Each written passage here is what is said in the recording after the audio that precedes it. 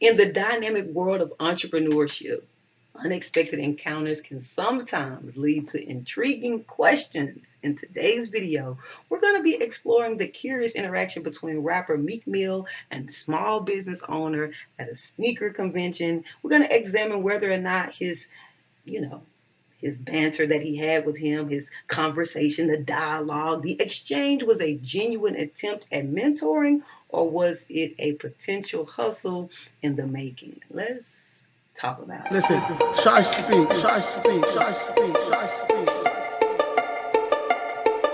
ShySpeaks.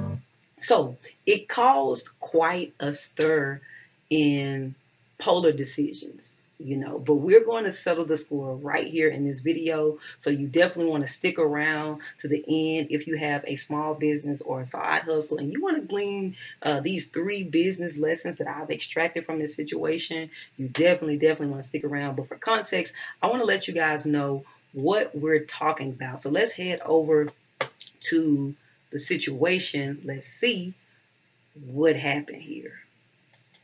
All right, here we go. We store for the regular price. I'll buy here for 500. They give you a free commercial. That's a damn. And I teach you how to hustle. Want the 500? So look, you want to give me a I can buy these from the store right now for 300. You want 500? That's a bad move. I'm buy them from you, but that's a bad sell. You gotta come down a little. You're supposed to give it to me, Mel. Hello, get the commercial. Boom. I might come back and buy more. You know? We're not a big at. I might now go to the next day, but I might spend $5,000. Okay. All right, Did Meek Mill have a good point in this video? Did he teach a valuable lesson? Is there a lesson here for all sneaker vendors or all small business owners at large? Or was he just simply hustling him? That's a really good question. I'm going to get into it. So number one, there is the lesson here that there's the difference between the quick money and the opportunity to market. If you listen to what Meek was saying, that's pretty much what it sounds like. It goes into the conversation that people are saying like, man, some of y'all are so focused on the quick money that you miss the opportunity for the long haul. You should have gave, Meek Mill was talking good. He was teaching them how to hustle. You got to learn how to market in the long haul. You're just making the money for right now. Now, this is where I want to introduce a business topic. I mean, a business idea, right? Let's raise our business acumen a little bit. Okay, there is a such thing as strategy, right? There's a difference between long-term strategy and short-term objective, right? And sometimes the long-term strategy and the short-term objective do not coincide. Let's say, for example, this particular vendor maybe he spent $2,000 for the vendor booth. Maybe his goal was to make $5,000. He had a goal. He's coming in there. He's going to sell a certain amount of shoes. He has to make those shoes because when he gets home, if he can make a $3,000 profit, he can pay his rent. He can pay all of that. He has so many things that he needs to pay. It's more important in the short term for him to actually make the money. Maybe that's the scenario.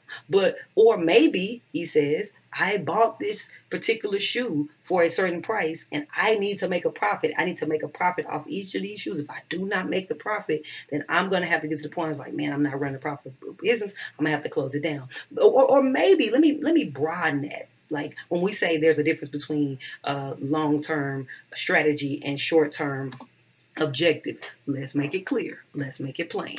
So let's say, for example, you have the opportunity to do business with an influencer, a big company, a big corporation. They can say, okay, I can do business with an influencer, and by the end of the year, they may have been able to brought in so many sales. Like in a year's time, we'll see the payoff of it. But that's long-term strategy, and that's great. But it won't matter if in the short term they're strapped for cash and they need to make a profit this quarter. If we don't make profit this quarter, we don't make payroll.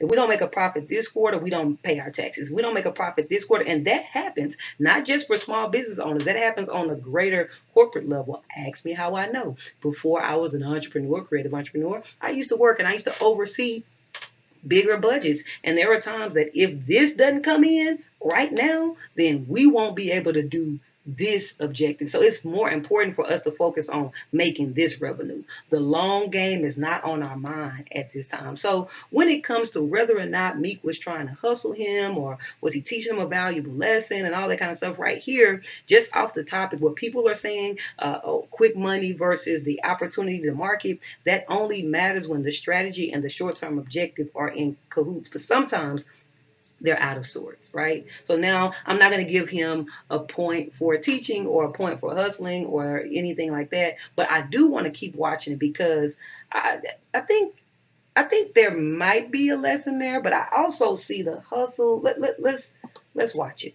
Now, but I tell the story for the regular price. Why would I buy him here for 500? They give you a free commercial. That's a damn movie. And I teach you how to hustle. So what's the 500? So look, you want to give me I could buy these from the store right now for 300. You want 500? That's a bad move. I'm buying from you because that's a bad job. You gotta come down a little. You're supposed to give it to me now. Hello, get this commercial. Boom. I might come back and buy more. I mean, it was sounding good, get the commercial, but you're supposed to give it to Meek Mill for the low. Wait, man, are you just trying to use because you Meek Mill? I don't know, but no, I don't want to. Let me not, because maybe let me see. What y'all think at?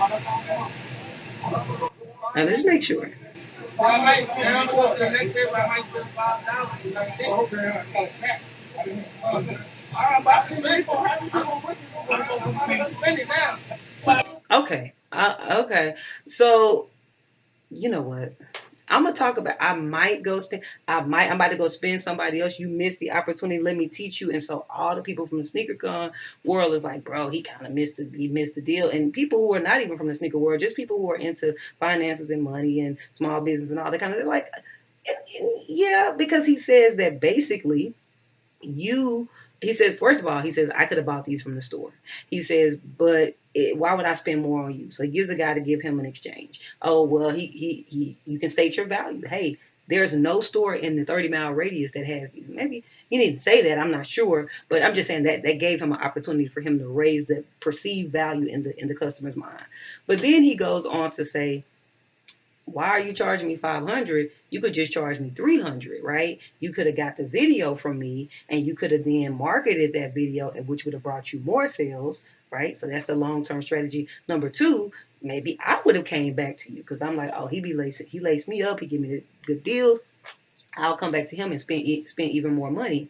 All right, so I want to talk about the fact that there is a lesson to be learned there, right? There's a little bit of a lesson there. But let's get into the actual business lessons. And all the business lessons here is all about sales and overcoming objections and pricing and so forth and so on. I actually have to do a video reference by my guy. His name is Alex Monzi. He is, man, yeah. You don't ask. If you see that you want them to refer business to you, say, hey, by the way, you might not know this, but my business is majority referrals. And so this is my price for you right now. But if you can send me 2 other people who want to do whatever the thing is that I'm giving you right now, I have this price. And this is what 80 or 90% of my customers actually pay. You can buy this now and I'll rebate you back this in terms of extra work, or I can give you a straight check, whatever works better for you. And I'll also give your friend a discount as well. So they're not feeling like you're pimping them out to just save yourself money. They're actually getting a discount too. If someone asks for a discount, even if they don't ask, if you okay, all right. So we see what he's saying. So basically, even if people don't ask for a discount, and that's what I want to get to. Here's the business lesson, the sales lesson. You should have an alternative sales price that exchanges other value. Not necessarily that I'm just discounting it, but if you listen to what Alex said, Alex says, hey, this is what 80 to 90% of the people pay, right? And then this is what this group of people pay, right? Most of my business is based on referrals. So, but again, that first of all, in this context of the video, it seemed like a really short exchange. I don't know if they had a lot of time to do all that talking that Alex just done, but the point is that's here for sneaker vendors from here on out.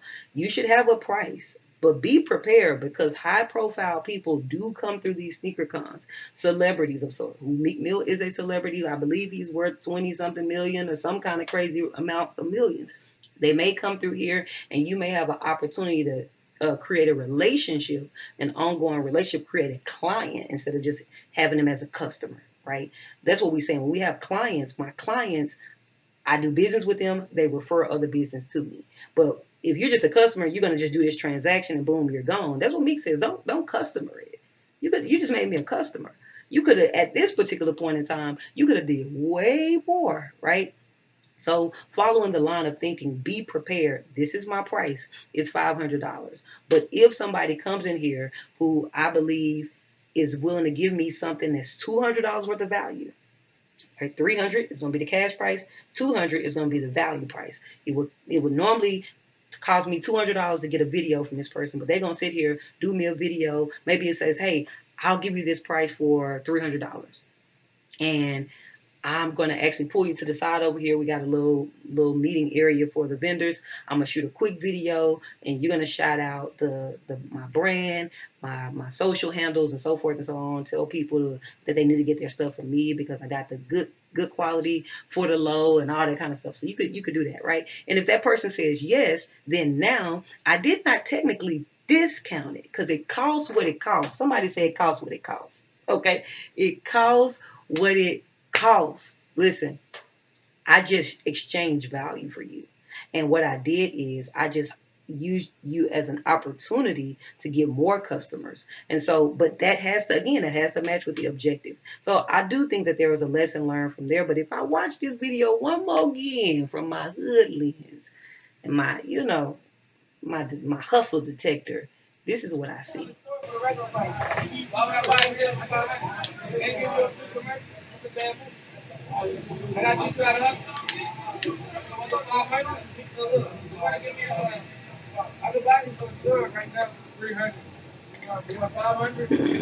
Yeah, I don't really need to watch it again. Basically, he said probably and might too many times for me.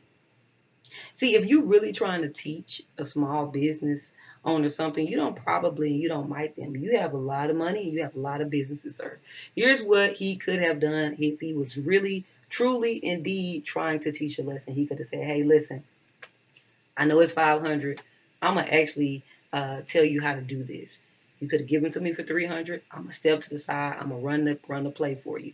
I'm gonna do the video. I'm gonna do the commercial. We're gonna tag it. I'm gonna tag it. I'm gonna put it in my stories or whatever, and that's gonna be able to generate you more attention and more this and more that. And that's what you do. So when you're in opportunities like this, man, don't miss the moment. It's not just me being Meek Mill, right? Not just giving Meek Mill for the low.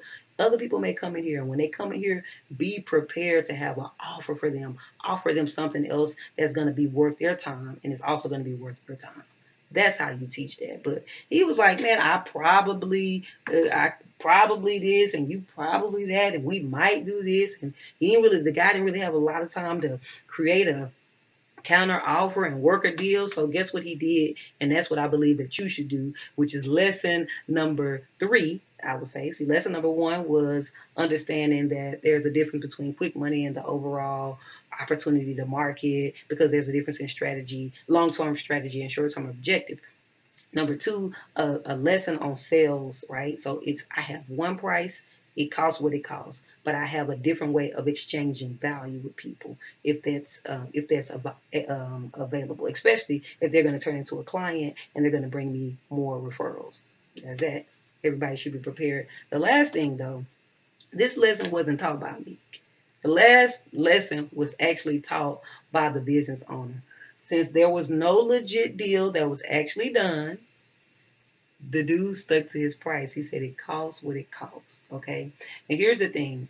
We should be sticking to our prices. Number 2, we should stop trying to hustle and finagle small business owners. Just pay them. Because at the end of the day, when you go inside of the Gucci store, when you go inside of wherever, Neiman Marcus, wherever you go, you don't try to finagle and teach them no business lessons. Tell them, hey, I'm an influencer. They like, okay, influence this cash register, okay?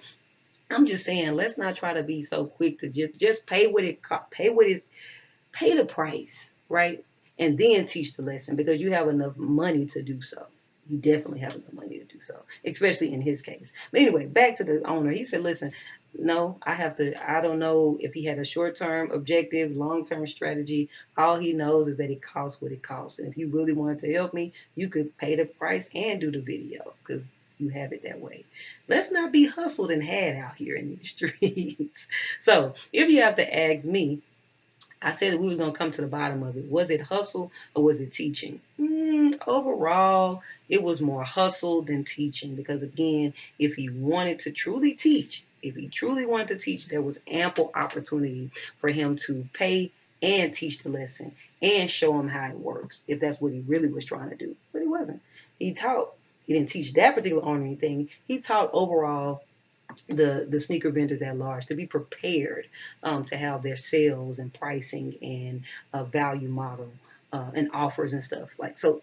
Yeah, he did talk, but it was a lot more hustle. Give it to me for the low. I can go buy these shoes at the store. No, you cannot. That's the reason why I'm carrying these. If you can't go get them at the store, go get them because guess what? You're gonna have to wait for them because at the end of the day, it may be out of your size. It's gonna so and at the end, and you're gonna have to go to a store. You're gonna have to leave here. That's the convenience of being here is that you can do all your shopping right here.